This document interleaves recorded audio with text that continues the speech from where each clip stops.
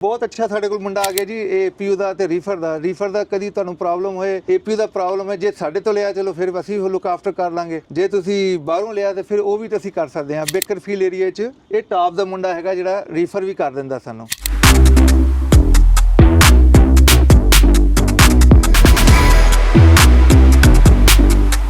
ਅੱਜ ਵੀ मैं 6 ਮਹੀਨੇ ਬਾਅਦ ਆਇਆ ਤਾਂ ਮੇਰੀ ਗੱਲ ਸੁਣੀ ਗਈ ਆ ਏਪੀਯੂ ਠੀਕ ਕਰਾਇਆ ਗਿਆ ਤਾਂ ਮੈਂ ਤੁਹਾਡਾ ਬਹੁਤ ਧੰਨਵਾਦ ਕਰਦਾ ਜੀ। ਸਤਿ ਸ਼੍ਰੀ ਅਕਾਲ ਭਾਈ। ਸਤਿ ਸ਼੍ਰੀ ਅਕਾਲ ਜੀ।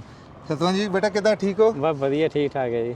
ਮੈਂ ਕਿਹਾ ਤੁਸੀਂ ਡਰਾਈਵਰ ਤੋਂ ਹੁਣ ਤੁਸੀਂ ਓਨਰ ਆਪਰੇਟਰ ਬਣ ਗਏ ਹੋ ਆਲਮੋਸਟ 6 ਮਹੀਨੇ ਹੋ ਚੱਲੇ। ਹਾਂਜੀ ਜੀ। ਕਿੱਦਾਂ ਰਿਹਾ ਐਕਸਪੀਰੀਅੰਸ ਆਪਣਾ? ਬਹੁਤ ਵਧੀਆ ਰਿਹਾ ਜੀ ਐਕਸਪੀਰੀਅੰਸ। ਜਿਹੜੇ ਸ਼ੁਰੂ 'ਚ ਜਿਹੜੇ ਟੀਕੇ ਲੱਗਦੇ ਨੇ ਲੱਗੇ? ਹਾਂਜੀ ਉਹ ਲੱਗ ਗਏ ਜੀ। ਉਦੋਂ ਨੌਲੇਜ ਨਹੀਂ ਸੀਗੀ ਤੇ ਹੁਣ ਥੋੜੀ ਨੌਲੇਜ ਵੀ ਹੋ ਗਈ ਹੈ ਜੀ ਤੇ ਹੌਲੀ ਹੌਲੀ ਫਿਰ ਥੋੜਾ ਫਰਕ ਪੈ ਜਾਂਦਾ ਜੀ। ਤੇ ਥੋੜਾ ਜਿਹਾ ਦੱਸੋ ਕਿ ਜਦੋਂ ਆਪਾਂ ਸਭ ਤੋਂ ਪਹਿਲਾਂ USA ਆਏ ਤੁਸੀਂ ਟਰੱਕ ਲਿਆ ਹਾਂਜੀ ਵਧੀਆ ਟਰੱਕ ਲੈ ਲਿਆ ਪ੍ਰਾਈਸ ਵੀ ਠੀਕ ਸੀਗੀ ਚਲੋ ਹੁਣ ਏਪੀਯੂ 'ਚ ਥੋੜਾ ਜਿਹਾ ਪ੍ਰੋਬਲਮ ਅਸੀਂ ਠੀਕ ਕਰ ਦਾਂਗੇ ਤੇ ਇਹ ਮੈਂ ਪੁੱਛਣਾ ਸੀ ਹੁਣ ਸ਼ੁਰੂ 'ਚ ਤੁਹਾਨੂੰ ਕਿਹੜੀ ਚੀਜ਼ ਜਿਹੜੀ ਉਹ ਸਭ ਤੋਂ ਜ਼ਿਆਦਾ ਸੀਗੀ ਜਿਹੜੀ ਡਿਫਿਕਲਟ ਲੱਗੀ ਮੁਸ਼ਕਿਲ ਲੱਗੀ?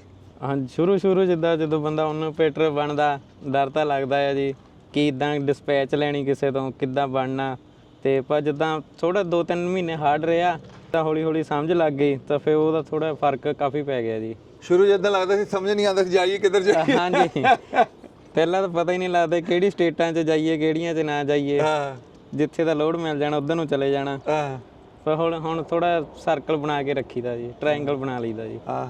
ਤੇ ਉਹ ਦੱਸੋ ਫਿਰ ਇੰਸ਼ੋਰੈਂਸ ਦਾ ਦੱਸੋ ਇੰਸ਼ੋਰੈਂਸ ਦਾ ਕਿੱਦਾਂ ਰਿਹਾ ਸ਼ੁਰੂ 'ਚ? ਇੰਸ਼ੋਰੈਂਸ ਦਾ ਤਾਂ ਸ਼ੁਰੂ ਤੋਂ ਕਾਫੀ ਟੀਕਾ ਲੱਗਾ ਜੀ। ਉਦੋਂ ਤਾਂ 2300 ਲੱਗਾ ਜੀ ਤੇ ਹੁਣ ਕਹਿੰਦੇ ਹੁਣ ਨਿਊ ਚੇਂਜ ਹੋਊਗੀ ਤਾਂ ਫਰਕ ਪਊਗਾ ਜੀ। ਹਾਂ ਤੇ ਬਾਕੀ ਜਿਹੜਾ ਇਫਤਾ ਉਫਤਾ ਤੇ ਡੀਜ਼ਲ ਤੇ ਇਹ ਚੀਜ਼ਾਂ ਉਹ ਵੀ ਸਮਝ ਆ ਗਈ ਹੁਣ? ਹਾਂਜੀ ਉਹ ਵੀ ਸਮਝ ਲੱਗ ਗਿਆ ਜੀ ਹੁਣ। ਇਹ ਕਹਿਣ ਦਾ ਮਤਲਬ 3 ਮਹੀਨੇ ਤੋਂ 6 ਮਹੀਨੇ ਲੱਗਦੇ ਪੈਰ ਲੱਗਣ ਨੂੰ? ਹਾਂਜੀ ਸੌਖੇ ਲੱਗ ਜਾਂਦੇ ਜੀ ਇੰਨੇ ਤਾਂ ਜੀ।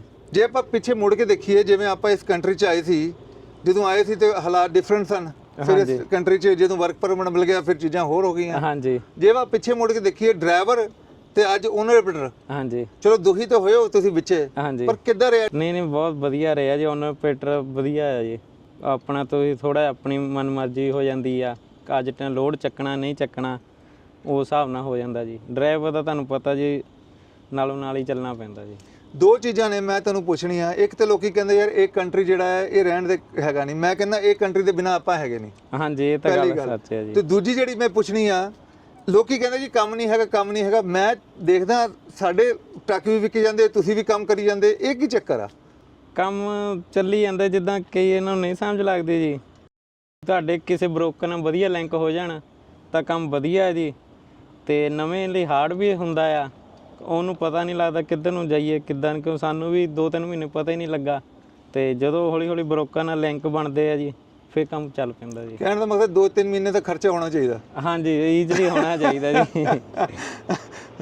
ਤੇ ਦੂਸਰਾ ਜਿਹੜੀ ਚੀਜ਼ ਮੈਂ ਤੁਹਾਨੂੰ ਅੰਡਰਸਟੈਂਡ ਤੁਹਾਡੇ ਤੋਂ ਕਰ ਰਿਹਾ ਤੁਹਾਡਾ ਸਰਕਲ ਹੋਣਾ ਚਾਹੀਦਾ ਤੁਹਾਨੂੰ ਪਤਾ ਹੋਣਾ ਚਾਹੀਦਾ ਬਾਕੀ ਕੀ ਕਰ ਰਹੇ। ਹਾਂਜੀ ਮਤਲਬ ਦੋਸਤੀ ਯਾਰੀ ਹੋਣੀ ਚਾਹੀਦੀ ਹੈ ਉਹ ਬਹੁਤ ਜ਼ਰੂਰੀ ਹੈ ਜੀ ਦੋਸਤੀ ਯਾਰੀ ਤਾਂ ਬਹੁਤ ਜ਼ਰੂਰੀ ਹੈ ਜੀ। ਚਲੋ ਜੇ ਕੋਈ ਨਵਾਂ ਕਸਟਮਰ ਲੈ ਰਿਹਾ ਹੋ ਟਰੱਕ ਲੈ ਰਿਹਾ ਹੋ ਤੁਹਾਡੇ ਨਾਲ ਦੋਸਤੀ ਕਰਾ ਦਿਓ ਉਹਦੀ। ਜ਼ਰੂਰ ਜੀ ਕਰਾ ਦਿਓ। ਹਾਂਜੀ ਠੀਕ ਹੈ ਜਾਣ ਤੋਂ ਪਹਿਲਾਂ ਤੁਸੀਂ USA ਟਰੱਕ ਸੇਲ ਰਿਕਮੈਂਡ ਕਰੋਗੇ? ਹਾਂਜੀ ਬਹੁਤ ਵਧੀਆ ਹੈ ਜੀ ਅਸੀਂ ਜ਼ਰੂਰ ਰਿਕਮੈਂਡ ਕਰਾਂਗੇ ਵਧੀਆ ਟਰੱਕਿੰਗ ਦਿੰਦੇ ਆ ਤੇ ਅੱਜ ਵੀ ਮੈਂ 6 ਮਹੀਨੇ ਬਾਅਦ ਆਇਆ ਤਾਂ ਮੇਰੀ ਗੱਲ ਸੁਣੀ ਗਈ ਆ ਏਪੀਯੂ ਠੀਕ ਕਰਾਇਆ ਗਿਆ ਸੋ ਮੈਂ ਤੁਹਾਡਾ ਬਹੁਤ ਧੰਨਵਾਦ ਕਰਦਾ ਜੀ। ਉਹ ਦੇਖੋ ਜੀ ਇਹ ਛੋਟੀ ਮੋਟੀ ਚੀਜ਼ਾਂ ਤੇ ਵੱਡੀ ਚੀਜ਼ਾਂ ਤੇ ਅਸੀਂ ਨਹੀਂ ਕਰ ਸਕਦੇ ਬੀ ਓਨੈਸਟ ਜਿੰਨੀ ਸਾਡੀ ਆਪਣੀ ਹੈਗੀ ਸਿਸਟਮ ਹੈਗਾ ਔਕਾਤ ਹੈਗੀ ਉਹ ਤੋਂ ਵੱਧ ਕੇ ਤੁਹਾਡੀ ਹੈਲਪ ਕਰਾਂਗੇ।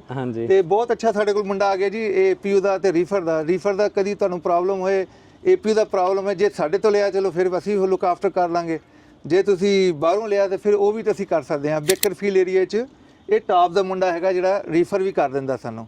ਸਭ ਸੁਣਨ ਵਾਲੇ ਨੂੰ ਦੇਖਣ ਵਾਲੇ ਨੂੰ ਬਹੁਤ ਥੈਂਕ ਯੂ ਤੇ ਨਾਲ ਲੱਗੇ ਰਹੋ। ਜੇ ਤੁਹਾਨੂੰ ਕੋਈ ਵੀ ਕੁਐਸਚਨ ਹੋਵੇ ਟਰੱਕਿੰਗ ਦੇ ਬਾਰੇ 'ਚ ਟਰੱਕ ਖਰੀਦਣ ਬਾਰੇ 'ਚ ਫਾਈਨੈਂਸਿੰਗ 'ਚ ਤੁਸੀਂ USA ਟਰੱਕ ਸੇਲ ਨੂੰ ਸੰਪਰਕ ਕਰ ਸਕਦੇ ਹੋ 1833-698-7224 ਰਿਪੀਟ ਕਰਾਂਗਾ 1833-698-7224। ਥੈਂਕ ਯੂ ਸਤਿ ਸ਼੍ਰੀ ਅਕਾਲ ਨਮਸਕਾਰ ਅਸਲਾਮ ਵਾਲੇਕੁਮ। ਥੈਂਕ ਯੂ ਬੇਟਾ। Thank you.